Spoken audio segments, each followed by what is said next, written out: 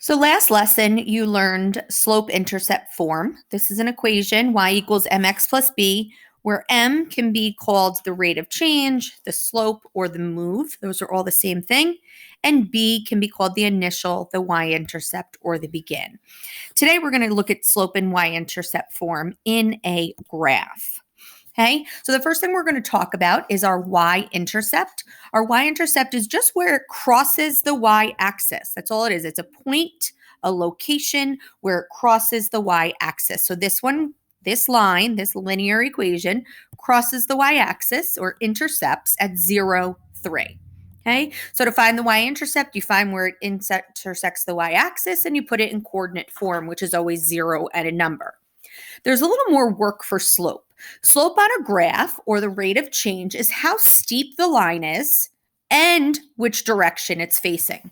So the steepness of the line depends on the number for the slope.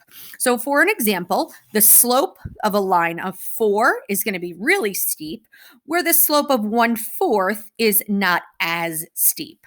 So big numbers have a steep slope, smaller numbers have a smaller slope. Then we look at the direction of the line. If it's a positive slope, it's going to be facing in the upward direction if I read from left to the right. And it's going to be facing down for a negative slope. Again, reading from left to right. Either my hill is going up for positive or down for negative. Okay, so there's a couple of rules for finding slope of a line. You want to find 2 points close together on the line, start at the bottom point, count your rise, and then your run. So slope, what you have to remember, is rise over run, and we're going to look at some examples where I can explain that. Okay, so here is a graph of a line, and we've looked at equations y equals mx plus b. Okay, and we've talked about m and b, and that's exactly what we're going to find in this graph. M is our slope, b is our y-intercept. So I always start with the y-intercept. It's called the begin. Okay, we talked about that. It's the initial or the begin point. And it's right here. It's where it touches the y-axis. It's just a coordinate. So I always like to do that one first. Okay, for slope, we need 2 points that are close to each other. Okay, on this line, I need to find 2 coordinates that are close to each other. So let me explain to you what that means. So I have this point. It's a coordinate. And if I follow the line, none of these are points that I could use until I get to this, because that's the next coordinate that I have. Okay. Again, if I'm following the line, I can't use any of these points. They're not at a coordinate, but I can use this one where it intersects at a coordinate. So our rules for finding slope is rise over run. Okay. So we're going to start at our bottom point. Let's start at this one. And I'm going to count rise 1 box, run 3 box. So 1 over 3 is my slope. If I wanted to count from this point to this point, I could do again, up 1, right 3. So I'd still get 1/3. And if I wanted to use points that were a little bit further away from each other, I just have a little bit more work. But if I wanted to use the 2 endpoints, I could count up 2, right 6, and we know that 2 over 6 is equivalent to 1/3, so you just have to reduce at the end. So if I was looking for the equation of the line, I have y equals my slope, which was 1/3, x plus or minus my b, and this was plus a y-intercept of 4. So it intersected at 0, 4, and it had a slope of up 1, right 3, which was a positive slope. Okay, now I'm going to look at another one. Right away, when I start to look at this one, I notice that it's going to have a negative slope because my line is going downhill from left to right. So again, the first thing I always start with is my y-intercept, where it intersects the y-axis. We don't care about the x, always the y-intercept. So that's my b, 0, 7. Now my slope is rise over run. So I'm going to pick 2 points, any 2 points on the line. Again, here they gave me the ones that I can use. Those are the only 3 on the line that I can count and use.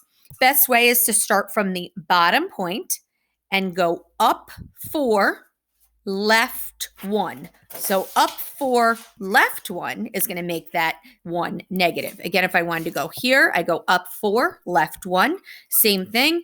And I also could count points that were further away and go up 8, left 2, which again reduces to 4 over -1.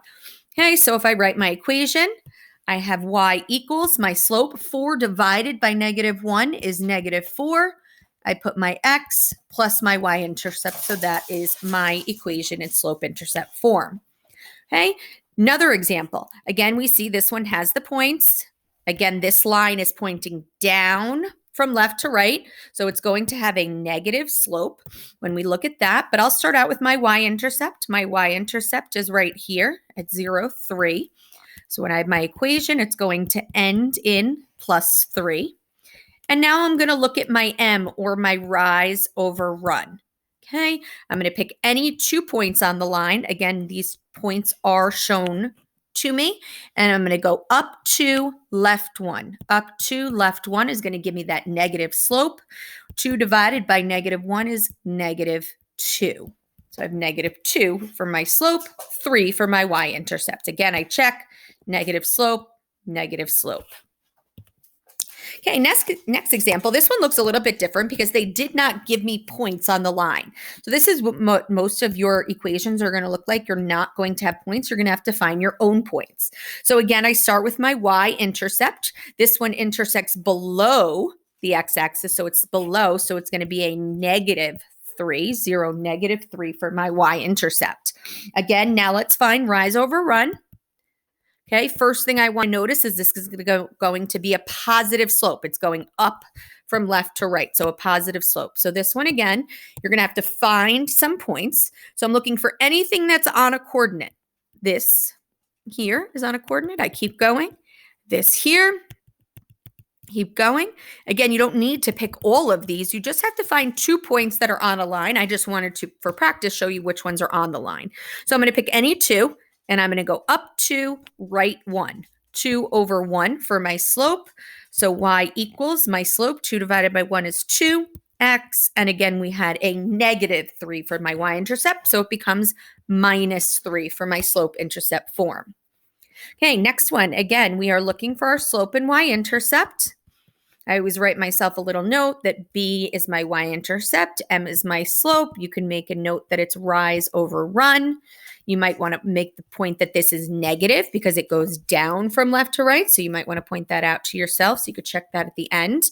Okay, so I'm going to look for my B, my y-intercept. So this one intersects at +2. So that one's 0, 2. Okay, and now I'm going to find some points on the line.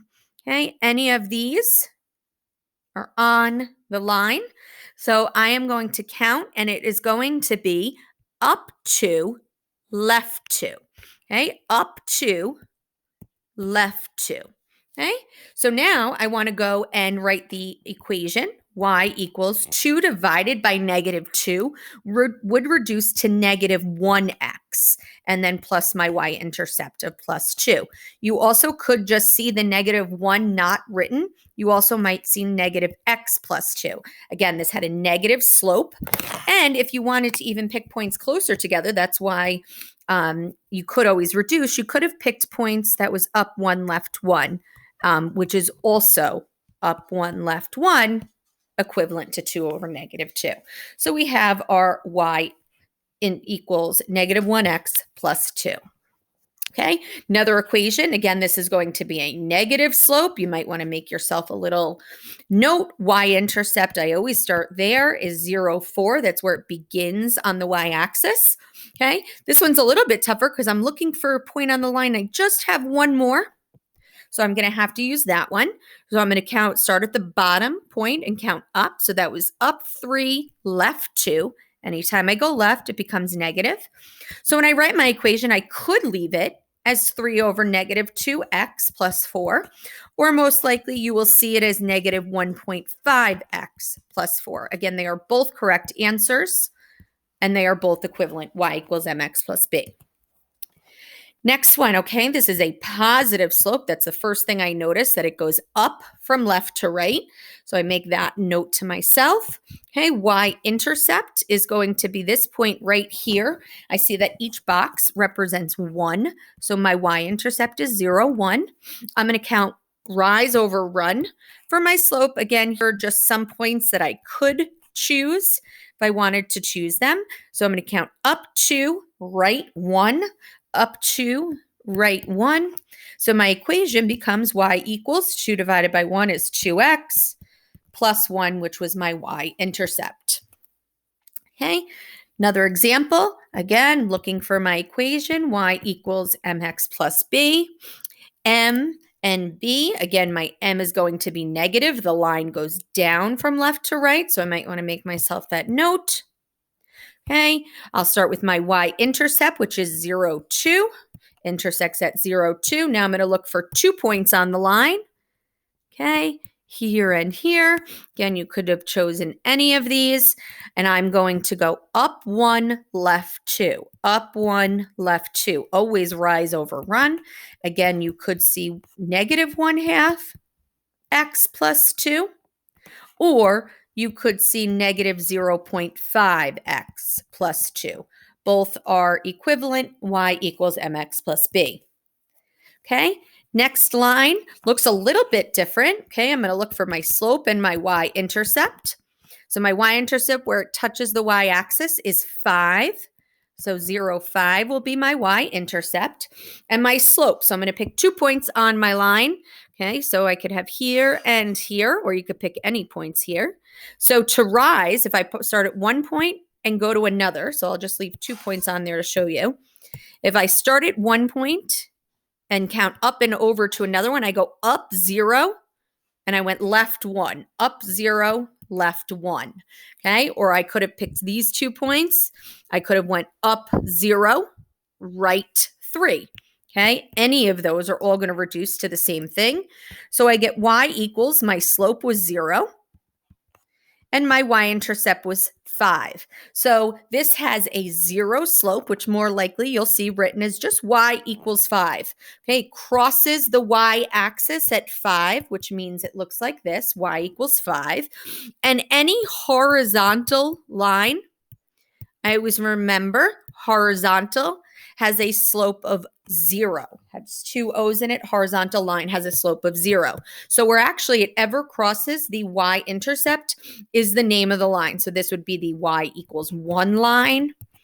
This would be the y equals -4 line. And again, slope would always be 0 in a horizontal line. Last one we're going to look at. Again, we're going to look for y equals mx plus b. Okay, this does not have a y-intercept, so you have to write none. You cannot write 0, 0 because that would mean it intersected at the origin. So that is not the case. So it has none. Okay, and we have, let's pick 2 points on the line. So I'm going to pick this one and this one. Counting up, it would be up 1, right 0. Or I could have picked this point and this point, which would be up 3, right 0. Again, all reduces to the same. Anytime you put in 1 divided by 0 or 3 divided by 0, you're actually going to get an error. An error means that this slope is undefined. So a vertical line, I always think of the V, reminds me of a U, is an undefined slope. There's an error. So you cannot write a y equals equation in slope-intercept form. You can just write that it crosses the y-axis, the x-axis at 3. Another example, again, these vertical lines just mean where they cross the x-axis. So this would be the x equals -3 line, crosses the x-axis at -3. This would be the x equals 5 line. It crosses the x-axis at 5. Again, and the slope is an error. It's undefined.